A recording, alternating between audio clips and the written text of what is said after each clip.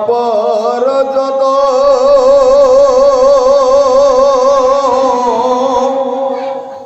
এই অধম আচাৰ পাপৰ ভাণ্ডাৰ নিষেধ কৰ্ম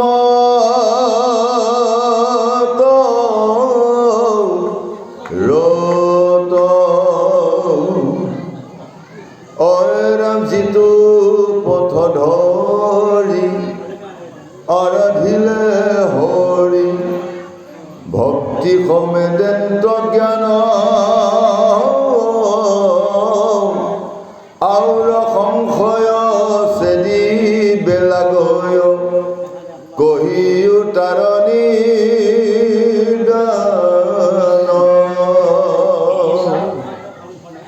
যাৰো আছে পুণ্য অসংখ্যা শিশি কাণৰ পাতে কৃষ্ণৰ কথা।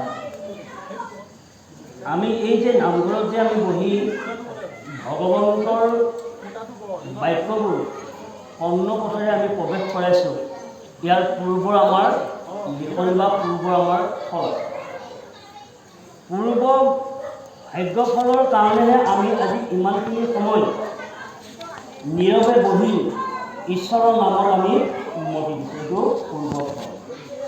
আৰু তেতিয়া কৈছে পূৰ্ব ফলৰ দ্বাৰা কৃষ্ণ পদ মূলে, কৃষ্ণ পদ অভয় চৰণে শৰণ লৈলো এই হৰি নাৰায়ণ, মানৱীৰ জনম সফল কৰিলো এই হৰি নাৰায়ণ। এতিয়া আমি মানুহ বা মানৱ, কিন্তু মানৱ হৈ পেলাই তুমি দানৱ হ'ব নালাগে। যদি দানৱ হোৱা যায় তেতিয়াহ'লে আমি পশুতুল্য, এটা পশুৰেও যদি তেওঁ ঘাঁহ খাই মুক্তিপথ পাইছে, কিন্তু আমি মানুহে নাপাওঁ। গতিকে এইকাৰণে আমি এটা আমাৰ উপাধি কি? আমি মানুহ। আমাৰ উপাধি কি আছিল? নৰ। নৰৰ পৰা আহিলেও আমি উপাধি কি? মানুহ। মানুহৰ পৰা আমি উপাধি কি পাইছোঁ? ভকত বা বৈষ্ণৱ। তিনিটা উপাধি ভেদ কৰি আমি এটা উত্তম উপাধি পাইছোঁ কি? ভক্ত বা ভকত। এজন আমি নৰৰ পৰা মানুহৰ পৰা আহি ভকত উপাধি ল'ব লগা হ'লে ভকতৰ কৰ্ম কি? ভকতৰ আচৰণ কি? ভকতৰ ব্যৱহাৰ কি? ভকতৰ ভ্ৰমণ কি? ভকতৰ খাদ্য কি? ভকতৰ সুৰণ কি? পাঁচটা বস্তু তেওঁ লাগিব।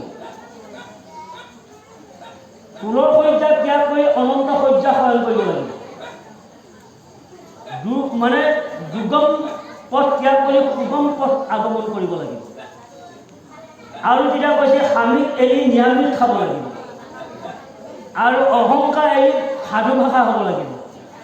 এনে ভাৱ পাঁচটাৰ জাগৰণ হ'লে তেতিয়া কৈছে কৃষ্ণক থিতাতে পাব। তাৰমানে কৃষ্ণক থিতাতে পাব। এই পাঁচটাৰ বস্তু আমি ত্যাগ কৰিব লাগিব। এতিয়া ক'লে সকলোৱে আহিছোঁ বাৰু যে অধৰ্ম আচাৰ পাপীৰ ধাণ্ডা, অধৰ্ম আচৰণ পাপীৰ ভাণ্ডা। ভাণ্ডা বুলিলে আমি কি বুজোঁ? এটা ধনৰ ভঁৰালকো আমি ভাণ্ডা বুলি কোৱা হয়, টকাৰ ভঁৰালকো আমি ভাণ্ডা বুলি কোৱা হয়। বা অৰ্থত এটা খালত যাব, গতিকে খালে পায় যাবই পায় খালত, গতিকে এটা খালকো আমি ভাণ্ডা বুলি কোৱা হয়। আপুনি চোতালৰ আগত খাল এটা আছে, তাত জাবৰখিনি খাই খাই সেই খালটোত পেলাই দিছে। আমাৰ এইটোৰ ভাণ্ডা, এই পাকস্থলীটো আমাৰ ভাণ্ডা। পাকস্থলীৰ ভাণ্ডাটোত আপুনি জাবৰ ৰাখিব নে আপুনি নাম ৰাখিব? কৃষ্ণ। প্ৰশ্নটো তেনেকৈ আহিব যে ভাণ্ডাটোত আপুনি জাবৰ ৰাখিব নে নাম ৰাখিব? গতিকে এই ভাণ্ডাটোত যেনেকৈ মৰণা মাৰিলে গৰুৱে মৰণা মাৰে, উখুনিয়াই দিয়ে, গুটি তলত পৰে। আকৌ সেই গুটিকেইটা পৰিষ্কাৰ কৰিবলগীয়া হ'লে তেতিয়া আকৌ বৰ চানলিয়ে চালে দেই প্ৰভুসকল। আকৌ সেই জাবৰটো ধানকেইটাৰ পৰা জাবৰটো অঁতৰাবৰ কাৰণে আকৌ তাক বৰ চানলিয়ে চালি তাৰ পৰা যিটো গুৱা ওলায় ভঁৰালত সোমোৱাই থয় নে খালত পেলাই দিয়ে? খালত দিব। এতিয়া আমিতো ভঁৰালতহে জমা কৰিছোঁ। এতিয়া খালত জাবৰখিনি আমি ভঁৰালত জমা কৰি আপোনাৰ ধানখিনি আপোনাৰ খালত পেলাই দিছোঁ। এইটোৱে হৈছে আমাৰ। গতিকে জাবৰখিনি খালত পেলাই দি আমি ধানখিনি ভঁৰালত ৰাখিব লাগিব। গতিকে এই দেহটো পৰিষ্কাৰ কৰিব লগা হ'লে যেনেকৈ চালি চালি যেনেকৈ জাবৰটো পেলাই যেনেকৈ ধানকেইটা ৰাখিব লাগিব, তদ্ৰূপ এই দেহটো হৰি নামে চালি থাকিব লাগিব। আজি আপোনালোকে চালনি মাৰিছে, কালি চালিছে, পৰহিদিনাখন চালিছে, তাৰ সিদিনাখন আপোনাৰ কি হৈ গ'ল, জাবৰবিলাক শেষ হৈ গ'ল, কেৱল ধানকেইটা আছে। গতিকে ধানতৰ তুন্দুলত পতানতো কিছু নাই। গতিকে এইবিলাক হ'ল জ্ঞানী মানুহৰ তত্ত্বৰ কথা। কাৰণ বিদুৰ এজন জ্ঞানী, মৈত্ৰেয় এজন জ্ঞানী। যেনে আপোনালোকে জানিব, এবিঘা মাটি আপুনি খেতি কৰিছে, ধান চিয়াত গুটি থকা ধানখিনি সি সদায় তলমূৰ কৰিব। যি চিয়া ধানত চাউল আছে, সেই চিয়া ধান সি সদায় তললৈ মূৰ কৰিব। আৰু যি চিয়া ধানত চাউল নাই সি কি কৰিব? সি কি কৰিব বাৰু? সি ওপৰলৈ উঠিব। গতিকে জ্ঞান নোহোৱা, তাত একোৱেই নাই যে ধান চিয়াত একো নাই যে সি বৰ এটা কৰিছে, কিন্তু হয় ওপৰলৈ কিন্তু গৈছে, কিন্তু তাক বাৱনীয়ে কিন্তু তাক নাকাটাকে এৰি থৈ আছে, কিন্তু ধানকেইটা কাটি লৈ গৈছে। তদ্ৰূপ ভাগৱতৰ তত্ত্ব কি? ভাগৱতৰ তত্ত্ব হ'ল সেইটো। গতিকে জ্ঞানীসকলে যিমানেই বেয়াকৈ নকওক, যিমানেই যিয়ে অত্যাচাৰ নকৰক, যিমানেই গালি নাপাৰক, কিন্তু জ্ঞানীৰ লোকে কেতিয়াও ধান নোহোৱা চিয়া অকণ কেতিয়াও সি মূৰ দাঙি নুঠে, কিন্তু তললৈ সি মূৰ কৰিব। যি কৈছে ঈশ্বৰে কৈছে, যি পাইছোঁ ঈশ্বৰে দিছে, যলৈ যাবলৈ বিচাৰিছোঁ ঈশ্বৰে দিছে। গতিকে এই তত্ত্ববিলাক বিদুৰে পুংখাপুংখ হিচাপে আপোনাৰ মৈত্ৰেয়ক সুধিছে। আৰু আমিও প্ৰত্যেকেই আজি বিদুৰ আৰু মৈত্ৰেয় ভাগৱত হ'ল কোন? ভাগৱত হ'ল কৃষ্ণৰ শ্ৰীমুখৰ বাণী তত্ত্বৰ আমি এই দেহটোৰ চালি কেৱল ভঁৰালত ধানকেইটা ৰাখিব লাগে আৰু পতানকেইটা আমি দলিয়াই দিব লাগে। এই তত্ত্বহে আহি আছে কৃষ্ণ। ৰামে প্ৰভু নাৰায়ণ ইটো বিশ্বখান যিৰূপে কৰা স্বজন যেমনে পালন্ত কোনো সংহাৰন্ত্ৰ কয়োটা কত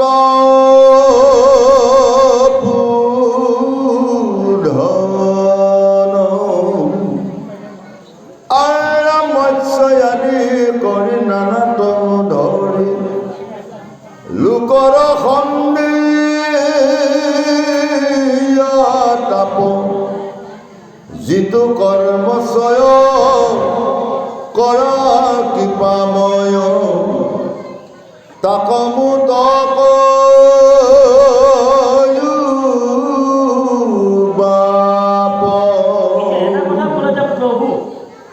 প্ৰভু শব্দৰ অৰ্থ হ'ল শক্তি, কৃষ্ণৰ শব্দৰ অৰ্থ হ'ল প্ৰেম, নাৰায়ণৰ শব্দৰ অৰ্থ হ'ল জ্ঞান। তাৰমানে বেদ নাৰায়ণ চাৰিবেদ অক্ষয় জানি ব্ৰহ্মাই ভগৱন্তৰ নাম থৈলা নাৰায়ণৰ বাণী। গতিকে চাৰিবেদ অক্ষয় চাৰিবেদৰ পৰা আহিছে কি? নাৰায়ণৰ নাম। বেদ মানে জ্ঞান, প্ৰভু মানে শক্তি, কৃষ্ণ নামে প্ৰেম। গতিকে কি হৈছে? আমাৰ আজি শক্তি আহৰণ কৰি আছে। এই শক্তি আহৰণ কৰি থকাৰ কাৰণে আমি আজি বেদৰ বাণী শুনিব পাইছোঁ। বেদ মানে ভাগৱত, বেদ মানে জ্ঞান, আমি জ্ঞানৰ আশ্ৰয় লৈছোঁ। এতিয়া ক'লে এইকাৰণে যে এইটো বিশ্বখান কিৰূপে কৰা স্বজন। এই যে পৃথিৱীখন কেতিয়াবা আমি গণনা কৰি চাইছোঁনে? ইটো মূৰৰ পৰা সিটো মূৰলৈ হয়, আমি দিশ বিদেশটো আমি নিৰ্ণয় কৰিব নোৱাৰোঁ, কিন্তু কোনোবা দিনাখন অনুভৱ কৰিছোঁনে বেলিটোৰ কথা? এই বেলিটোৰ কথা এবাৰ চিন্তা কৰিছোঁনে? মোৰ দেহৰ কথা চিন্তা কৰিছোঁ, মোৰ ঘৰখনৰ কথা চিন্তা কৰিছোঁ, কিন্তু বেলিটোৰ কথা এবাৰ চিন্তা কৰিছোঁনে? এই বেলিটো যদি নোলায়, গোটেই বিশ্বৰ মানুহে যদি আন্দোলন কৰে, বেলিটো উলিয়াই দিব পাৰিবনে? আৰু যদি গোটেই বিশ্বৰ মানুহে যদি আন্দোলন কৰে, তেতিয়াহ'লে আপোনাৰ নিশাটো আনি দিব পাৰিবনে? এইবিলাক হ'ল চব ঈশ্বৰৰ লীলা, এইবিলাক হ'ল চব ঈশ্বৰৰ গুণ। গতিকে এইকাৰণে কি কৰিছে যে প্ৰভু ভগৱন্তই সূৰ্য সৃষ্টি কৰিলে। কিহৰ কাৰণে? পোহৰ কাৰণে সূৰ্য সৃষ্টি কৰিছে। ভগৱন্তই কি সৃষ্টি কৰিলে?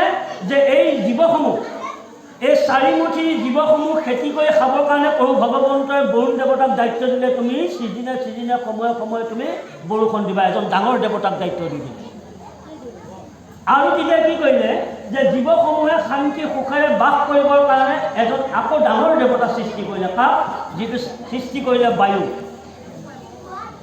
1 মিনিট বায়ু বন্ধ হৈ গ'লে আমি মৃতপ্ৰায় হৈ যাওঁ। আৰু তাৰ পৰা সৃষ্টি কৰিলে কি যে বৃহৎ তাপ, এটা তাপ সৃষ্টি কৰিলে। যদি ঠাণ্ডা আহি যায় মানুহ মৃত্যু হ'ব, মৰিব। গতিকে আকৌ ভগৱন্তই এটা সৃষ্টি কৰিলে কি তাপ, তাপ মানে কি অগ্নি, অগ্নি সৃষ্টি কৰিলে। গতিকে এইবিলাক ভগৱন্তই সৃষ্টি কৰিছে। আকৌ সৃষ্টি কৰাৰ পিছত আকৌ এতিয়া ক'লে তেওঁ সংহাৰ কেনেকৈ কৰিব, আৰু সংশয় চেদিবাৰৰ লাগয় কৰিও তাৰ নিজান। গতিকে আকৌ তেতিয়া ক'লে যে ভগৱন্তই সৃষ্টি কৰিলে, ভগৱন্তই পালন কৰিছে, আৰু ভগৱন্তই সংহাৰ কেনেকৈ কৰিলে। গতিকে আমাৰ ব্ৰহ্মা 100 বছৰ হ'লে এই পৃথিৱী ধ্বংস হয়, ব্ৰহ্মা 100 বছৰ হ'লে পৃথিৱী ধ্বংস হয়, মানুহৰ 1 বছৰ আৰু ব্ৰহ্মা মাত্ৰ 1 ছেকেণ্ড। গতিকে এইক লৈ যদি আমি চাওঁ যে ব্ৰহ্মা 1 বছৰ হ'লে পৃথিৱীখন ধ্বংস হৈ যায়। ধ্বংস হোৱাৰ লগে লগে আমি কৃষ্ণৰ উদয়ত আমি গছ লতা তৰু পাহাৰ পৰ্বত নদী সমস্ত ভগৱন্তৰ উদয়ত আমি খাই। আকৌ সময়ত ভগৱন্তে কি হয়, আকৌ পৃথিৱীখন ধৰ্ম প্ৰৱৰ্তনৰ কাৰণে আকৌ তেওঁলোক সৃষ্টি কৰিব। গতিকে আমিও সৃষ্টি কৰিছোঁ, ভকতে সৃষ্টি কৰিব পাৰে, আৰু ভকতে পালন কৰিব পাৰে, আৰু ভকতে সংধান কৰিব পাৰে। গতিকে আমাৰ এই দায়িত্ববিলাকো আমাক মনুষ্যসকলকো দি থৈছে কৰিব। আমি কি সৃষ্টি কৰিব পাৰোঁ? গছ এডাল লগাওক, তামোল দুডাল লগাওক, কল দুডাল লগাওক, সেইবোৰ ফচল হৈ যোৱাৰ পিছত দুটা বস্তু আপুনি দান দিয়ক, ফল মূল দান দিয়ক। এই ভকতিয়ে আছে। আপুনি ফল দান দিয়ক, কোনোবা এজন গাঁৱৰ মানুহ বিপদত পৰিছে, কল এশ সহায় কৰি দিয়ক। কোনোবা গাঁৱৰ মানুহ বিপদত পৰিছে, টকা এশ সহায় কৰি দিয়ক। কোনোবা গাঁৱৰ মানুহ বিপদত পৰিছে, চাউল 1 কেজি দিয়ক। ই জমা থাকিব, বোলে জম ৰজাৰ কঠিন ঠাই অত দিলে তত পায়। যদি গাঁওখনত যদি 20 ঘৰ মানুহ আছে, 20 ঘৰ মানুহে যদি 15 ঘৰ মানুহ যদি ধনী হয়, 5 ঘৰ মানুহে ইয়াত বিপদত নপৰে, এই 15 ঘৰ মানুহে চলাই দিব পাৰিব। কিন্তু গাঁওখনত যদি গোটেই 20 ঘৰ মানুহে যদি দুখীয়া হয়, তেতিয়াহ'লে কাক কোনে চলাব? এতিয়া ঠিক ভক্তিটো হৈছে তেনেকুৱা। এই যদি গাঁওখনত যদি 20 ঘৰ মানুহৰ ভিতৰত যদি 20 জন মানুহৰ ভিতৰত যদি 15 জন মানুহে যদি ভক্তি ৰাজ্যলৈ যদি নাম লগাই লয়, 5 জন আপোনাৰ আপুনি যাব লাগে। কিন্তু 5 জন যদি ভক্তি হয়, যদি 15 জনে যদি ভক্তি নহয়, এই 5 জনক কেনা লাগি যাব, কেনা লাগি যাব, হয় থৈ যাব। গতিকে এইকাৰণে এই তত্ত্বৰ কথাখিনি সুন্দৰভাৱে হৰিদাস মানে এতিয়া কি কৰিছে, বিদুৰে সুধিব বিচাৰিছে।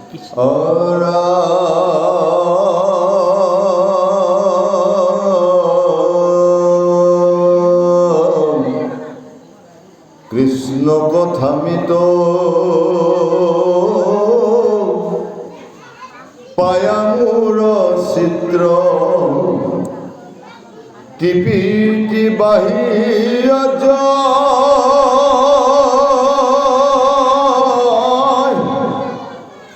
যেন সুধা তোৰাই অমৃত কপিয় আনন্দ ৰসে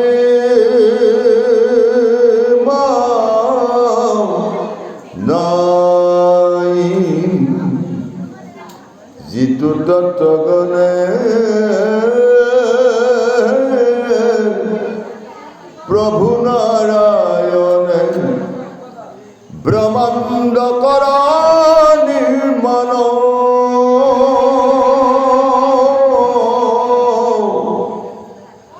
জাত প্ৰাণীচয়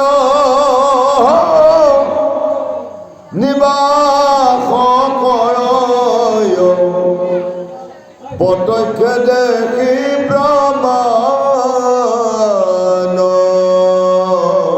সুন্দৰ কথা ভাগৱতত উল্লেখ কৰিছে। ইমান যে সুন্দৰ সুন্দৰ তত্ত্বৰ গুহ্যৰো গুহ্যতম কথাবিলাক যে ভাগৱতত সোমাই আছে, কিন্তু আমি ইয়াক চকু পুৱাই চাওঁতেহে আমি গম পাইছোঁ যে সঁচাকৈ জীৱন সংগী, জীৱন লগৰী আৰু জীৱনৰ সুসংবাদ দিব পৰা কিছুমান মহা তত্ত্বৰ ভাগৱতত লুকাই আছে।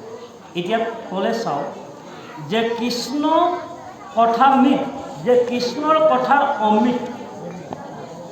যি অমৃত, যি অমৃতৰ তাত সেই অমৃত ফলটো খালে তাত ডুবাই থাকিলে তাত সিঠা নোলায়, সিঠা নাপাব। চব ফল ফলহাই আপুনি সিঠা এটা পাব, বাকলি পাব, কিন্তু ভাগৱতৰ মহতত্বৰ যিটো ফল, কিন্তু আপুনি চুবাই থাকক তাৰ পৰা সিঠা নোলায়। আৰু আপুনি চুবাই থাকক, তাৰ পৰা বীজ নোলায়। বীজ মানে গম পাইছেনে? গুটি নোলায়। আৰু খাই থাকিলেও খাই থাকিবলৈ মন যায়। ভাগৱতৰ বৃক্ষডালি অবিনাশী ফল, সন্ত সাধু পাৰি খায়, যে পাপী নযায় তল। গতিকে সন্ত সাধুসকলেহে ভাগৱতৰ দুখৰ কথা জানে। এতিয়া ক'লে মূৰৰ পৰা চিত টিপিটি বাহিয়া যায়, যিমানে ভাগৱতৰ ৰস বা ভাগৱতৰ আখ্যানৰ তন্ত্ৰ কথা যিমানে কাণ পাতি বা কৰ্ণ পাতি শুনিব, সিমানেই তেওঁ তৃপ্তিটো বাঢ়ি যায়, তাৰমানে আৰু শুনিবলৈ ইচ্ছা যায়। যেন সোধা তোৰে অমৃতক পিয়া আনন্দ সীমা নাই। এজন মানুহে পানী তাসত আহি আছে, যে পানী তাসত আহি থকা মানুহজন যদি এগিলাচ যদি পানী পায়, দুগিলাচ যদি পানী পায়, ভোটা পলাই যদি তেওঁ পানীখিনি খাব পাৰে, তেতিয়া তাৰ কি হয়? আনন্দ হয়। গতিকে আমি এতিয়া সুধাপুৰ হৈ আছোঁ। আমাৰ চব আছে, ধন ধান মাটি বাৰী ঘৰ দুৱাৰকে কেন্দ্ৰ কৰি টকা পইচা সমস্ত আছে, কিন্তু এটা বস্তু আমাৰ নাই, যিটো বস্তুৱে নেকি আমাৰ জীৱন সংগী হ'ব পাৰে, যিটো বস্তুৱে নেকি আমাৰ জীৱনটোক কল্যাণ কৰিব পাৰে, সেই বস্তুটো আমাৰ নাই। সেই বস্তুটো হৈছে কি? ধন, অৰ্থাৎ নাম ধন। এই নাম ধনকণ আমি ইনকম কৰিবৰ কাৰণে বা নাম ধনকণ আমি গোটাবৰ কাৰণে আমি এটা প্ৰিয় বস্তু হ'ব লাগে। ক'ত? সাধুৰ। সাধুৰে বিচাৰে সৎসংগ মধু কৰে প্ৰাণ, সাধুৰে বিচাৰে সৎসংগ মধু কৰে প্ৰাণ, বিক্ৰমাদী ৰজাৰ মাথাত উঠি গংগা কৰিলে স্নান। সাধুৰে সদায় সেই সাধুহে বিচাৰে। চোৰে যেনেকৈ এটা চোৰদল বিচাৰে, মদকীয়ে যেনেকৈ এটা মদদল বিচাৰে, ঠিক তেনেধৰণে প্ৰত্যেকৰে এটা এটা দল আছে আৰু ভকতসকলৰ এটা দল আছে। কিন্তু সেই দলটোৱে এটা ভকতী, আমি এটা দল ভকতী, আমি আমি ভকতৰ দল। এই ভকতৰ দলটো এনেকুৱা এটা হিচাপ লাগিব, এনেকুৱা এটা সাৱধান থাকিব লাগিব, যাতে ভকতৰ মাজত যাতে কেতিয়াও শিলিংকা মানে কেলেংকা যাতে নাই, যে আন এজনে ক'ব নোৱাৰে যে বাদ দিয়াহে তোমালোকৰ ভকতৰ চৰিত্ৰটো দেখিছোঁ, সেই তেনেকুৱা বাদ দিয়াহে তোমালোকৰ ভকত কেনেকুৱাকৈ চলিছা দেখিছোঁ, দিয়া বাদ দিয়া তোমালোকে হোৱা ভকত, আমি নহওঁ। এই এষাৰ কথা যাতে ভকতৰ মাজত কেতিয়াও আহি নপৰে, এইটোকে হিচাপ কৰিব লাগিব যে আমি ভক্তিটো আমি সদায় ভক্তি মৰ্যাদা ৰক্ষা কৰি আমি ভক্তি কৰি যাওঁ, আৰু অহা প্ৰজন্মসকলে যাতে সেই ভক্তি ৰাজ্যলৈ যাতে তেওঁলোক আহিব পাৰে। যদি আমি ভকতৰ মাজত যদি ভক্তিটো যদি কেনা লাগি যায়, ভক্তিটো যদি বিশৃংখলা হয়, ভক্তিৰ মাজত যদি উলিয়াই হয়, তেতিয়াহ'লে প্ৰজন্মক আমি কেতিয়াও ভক্তি মাৰ্গলৈ আনিব নোৱাৰিম। যে গুৰুসকল, কিন্তু এই তত্ত্বটো আমি চাব লাগিব যে প্ৰজন্মক কেতিয়াও আমি ভক্তিৰ মাজলৈ আনিব নোৱাৰিম। তাৰমানে ভক্তিটো সঠিক হ'ব লাগিব। এতিয়া ক'লে যিটো তত্ত্বগণে প্ৰভু নাৰায়ণে ব্ৰহ্মাণ্ড কৰা নিৰ্মাণ, যত প্ৰাণীচয় নিবাস কৰয়ত প্ৰত্যক্ষে দেখি প্ৰমাণ। ব্ৰহ্মাণ্ডখন, এই ব্ৰহ্মাণ্ডখন সৃজন কৰিবৰ কাৰণে 24টা তত্ত্বক আজ্ঞা দিলে। এই 24টা তত্ত্বৰ আজ্ঞা দিলে। কেনেকৈ দিলে? যে আমি যে শব্দটো কৈ আছোঁ, এই শব্দটো ক'ৰ পৰা আহিছে? যেতিয়া মহামায়াক যেতিয়া প্ৰভু ভগৱন্তই সৃষ্টি কৰিছিল, তে সৃষ্টি কৰা তেতিয়া মহামায়াক কৈছিল যে হে মহামায়, তোমাক মই সৃষ্টি কৰিলোঁ, কিন্তু তোমাক সৃষ্টি কৰাৰ উদ্দেশ্যটো হ'ল তুমি আকৌ সৃষ্টি কৰা। তেতিয়া মহামায়ে ক'লে যে হে প্ৰভু, কিন্তু মই অকলশৰে কিন্তু মই কেতিয়াও সৃষ্টি কৰিব নোৱাৰোঁ, কিন্তু আপোনাক মোৰ লগত লাগিব, তেতিয়াহে মই সৃষ্টি কৰিব পাৰিম। তেতিয়া কি হ'ল যে প্ৰভু অনন্ত আৰু মানিকী দুয়ো কথোপকথনৰ মাজেৰে তেতিয়া কি হৈ গ'ল? মানিকী গৰ্ভৱতী হৈ গ'ল। তে মানিকী গৰ্ভৱতী হৈ যোৱা তাত মানিকীৰ পুত্ৰ এটা জন্ম হ'ল। সেই পুত্ৰটোৰ নাম হ'ল মহতত্ত্ব। এই মহতত্ত্বৰ পৰা 3জন পুত্ৰ জন্ম হ'ল। এই 3জন জগত বিখ্যাত সৎ, ৰস, তম। আৰু তেতিয়া এই তমৰ পৰা আমি যে শব্দ কৈ আছোঁ, এই শব্দটো ক'ৰ পৰা আহিছে? তম। তমৰ পৰা সৃষ্টি হ'ল শব্দ, শব্দৰ পৰা সৃষ্টি হ'ল আকাশ, আকাশৰ পৰা সৃষ্টি হ'ল পৰশ, পৰশৰ পৰা সৃষ্টি হ'ল বায়ু, বায়ুৰ পৰা সৃষ্টি হ'ল জল, জলৰ পৰা সৃষ্টি হ'ল ৰূপ, ৰূপৰ পৰা সৃষ্টি হ'ল অগ্নি। এই 10জন পুত্ৰ জন্ম। আৰু তেতিয়া ৰজৰ পৰা 10জন পুত্ৰ জন্ম হ'ল। কি হ'ল? চকু জন্ম হ'ল, নাক জন্ম হ'ল, কাণ জন্ম হ'ল, হাত জন্ম হ'ল, পাও জন্ম হ'ল, গুজ্জ জন্ম হ'ল, লিংগ জন্ম হ'ল। এই 10জন কি হ'ল? 10 তেতিয়া আৰু 10 এতিয়া আৰু 4জন জন্ম হ'ল। আৰু 4জন জন্ম হ'ল কি? সত, ৰজ, তম। সত, ৰজ, তম। এই 4টা হ'ল। এই 4 হ'ল 24 তত্ত্ব। এই 24টা তত্ত্বক ভগৱন্তই সৃষ্টি কৰিবলৈ দিলে। তেতিয়া ভগৱন্তই যেতিয়া সৃষ্টি কৰিব দিলে, তেতিয়া মহতত্ত্বসকলে ক'লে যে আমি সৃষ্টি কৰিব নোৱাৰোঁ। এই কথাটো কিয় আনিছোঁ? কোনোবাই প্ৰশ্ন কৰিব পাৰে, জীৱৰ মাজত আত্মা কেনেকৈ তেওঁ চৈতন্য শক্তি হিচাপে থাকিব পাৰিলে? কোন যুগত? আমি যে কওঁ, সদায় কৈ আছোঁ যে আত্মা এটা আছে। এই আত্মাটো ভগৱন্তই কেতিয়া ঠাই ল'লে? গতিকে এই 24টা তত্ত্বই যেতিয়া তেওঁলোকে ক'লে যে আমি সৃষ্টি কৰিব নোৱাৰোঁ, সৃষ্টি কৰিব নোৱাৰোঁ বুলি যেতিয়া জীৱই ক'লে, সেই জীৱৰে লগত সেইদিনাখনে আত্মাৰ প্ৰৱেশ হৈ গ'ল।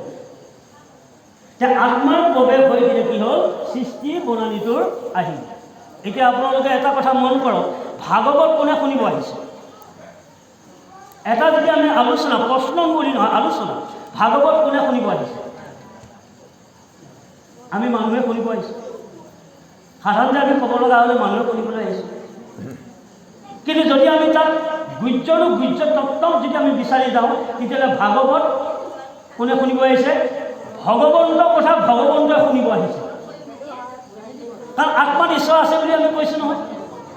যদি প্ৰত্যেক আত্মাতে যদি ঈশ্বৰ আছে, তেতিয়াহ'লে ঈশ্বৰৰ কথা ঈশ্বৰে শুনিব আহিছে। আপোনাকো কৈছোঁ গোসানী হৈ, তেখেতকো কৈছোঁ গোসানী, তেখেতক কৈছোঁ প্ৰভু, এনেকৈ আমি সমত কৈছোঁ।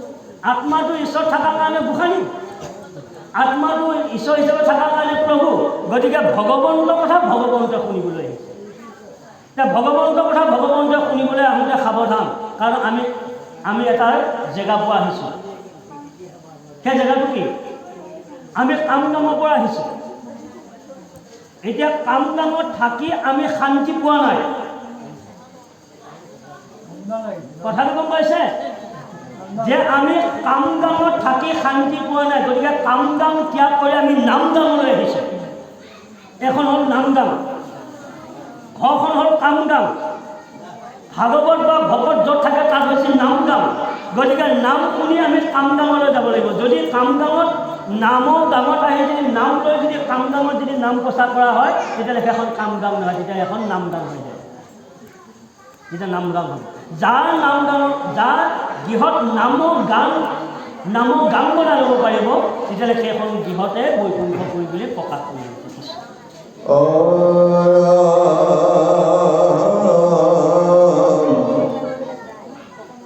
জীৱ সমস্তৰ নামৰূপ কৰ্ম, জীৱতে কৰে মাধৱ।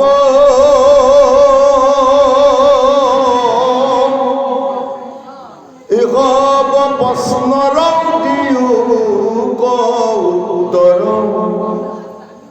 চৰণে ধৰো বান্ধৱ।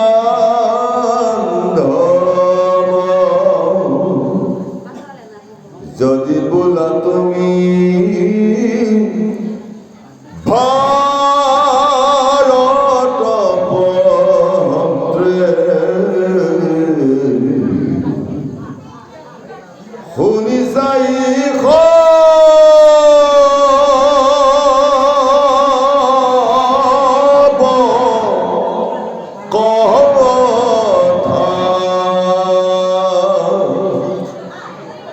ইয়াৰ উত্তৰ শুনা মুনিবৰ, কহিব কৰিবে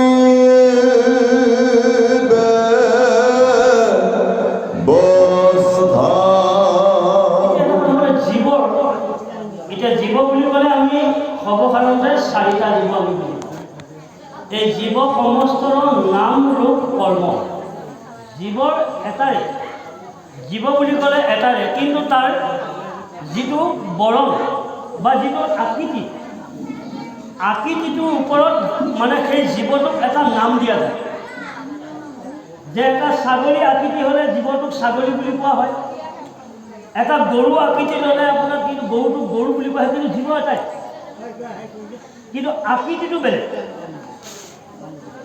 আৰু যদি এটা হাঁহ বা ছাগলী বা পাৰ, কিন্তু আকৃতিটোৰ ওপৰত আমি তাক কি কওঁ, নাম দিওঁ। গতিকে জীৱ বুলি ক'লে মাত্ৰ এটাই জীৱ।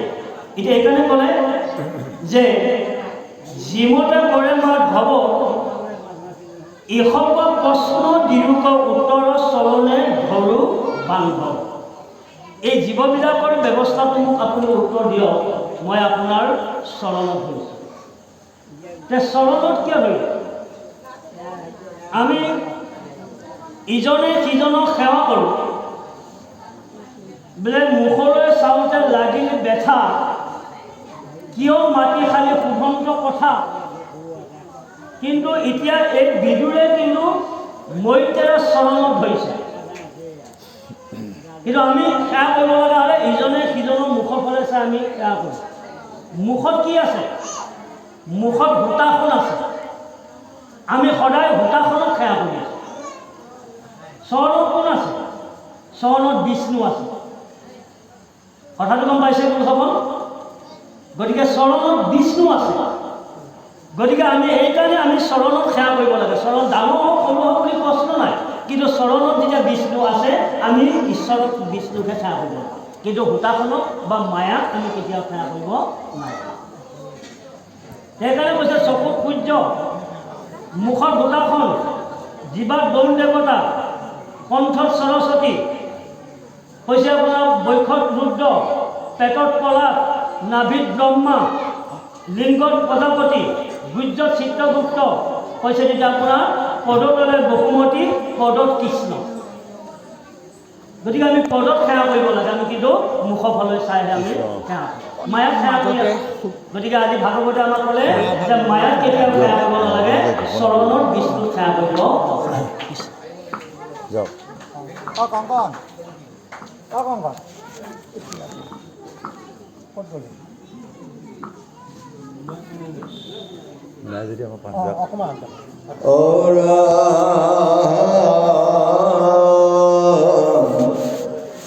ব্ৰাহ্মণ ক্ষত্ৰিয় বৈশ্য শূদ্ৰ সব,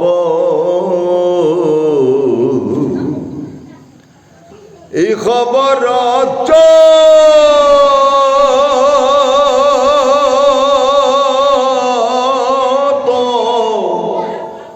ধৰ্ম ব্যাস পিতৃমুখে পুনু পুনু তাৰ, শুনিছো সকলে মৰ্ম, তাহাৰ শ্ৰৱণে নাহি মোৰ মনে, জাতুয়ল পশু সবাই,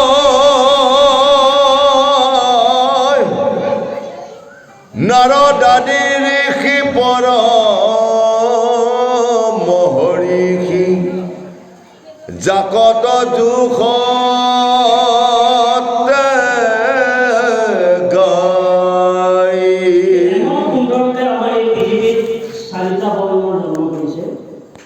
এতিয়া কৈছে আপোনাৰ ব্ৰাহ্মণ, ক্ষত্ৰিয়, বৈশ্য আৰু শূদ্ৰ।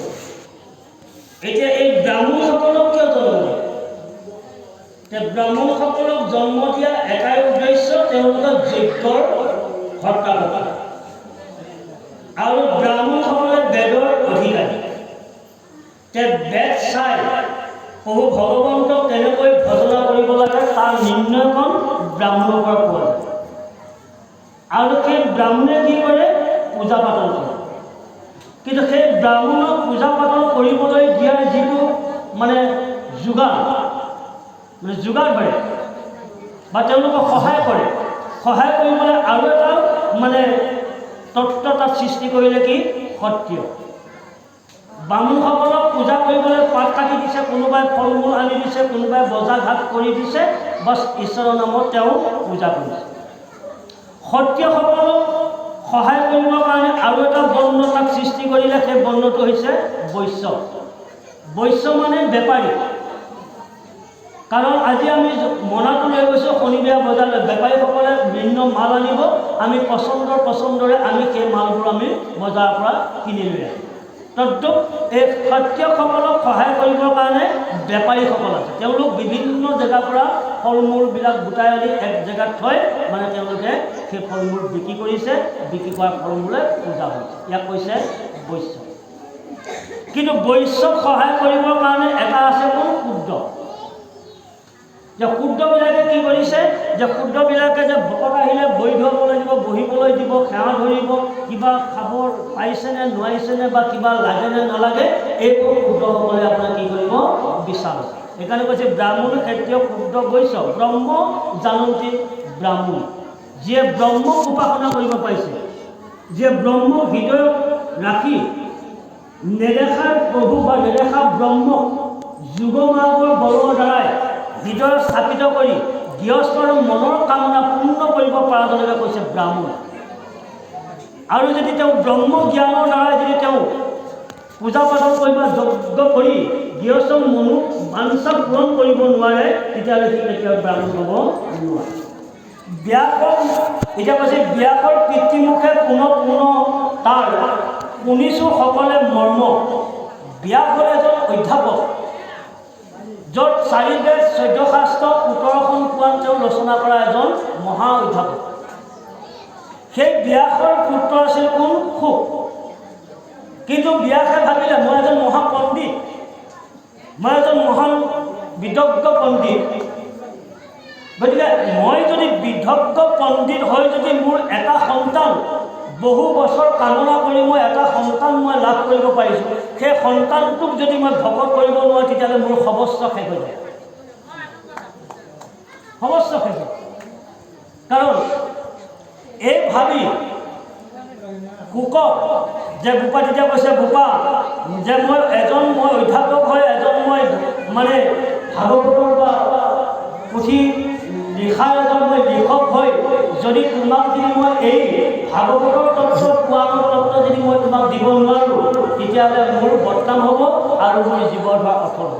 এই দায়িত্বটো কি কৰিলে যে ভাগৱতৰ তত্ত্ব আজি নিজৰ পুত্ৰ শুকক দিলে। শুকই আজি আমাক কি কৰিলে লোকত প্ৰচাৰ কৰি আছে। ঠিক আমাৰো তেনে ভাবিব লাগিব গুৰুসকল, আমি প্ৰত্যেকেই দায়িত্ব ল'ব লাগিব। মই যিহে নহওঁ, মই ভাঙুৱাই হওঁ, মদকী হওঁ, কিবা জুৱা খেলুৱা হওঁ, মই যিহে নহওঁ, কিন্তু মোৰ সন্তানটোক প্ৰত্যেকেই চেষ্টা কৰিব লাগিব ভাল কাম ভাল হোৱা। মই কিবা এটা কাৰণত মই বিপদত পৰিলোঁ, কিবা এটা কাৰণত মই চুৰ কৰিছোঁ, ডকাইত হ'লোঁ, যাতে মোৰ সন্তানটো যাতে ডকাইত নহয়, মোৰ সন্তানটো যাতে বেয়া নহয়, মোৰ সন্তানটো যাতে চুৰ ততাই মদকী নহয়, এই হিচাপটো সদায় সতৰ্ক ৰাখিব লাগিব আমি।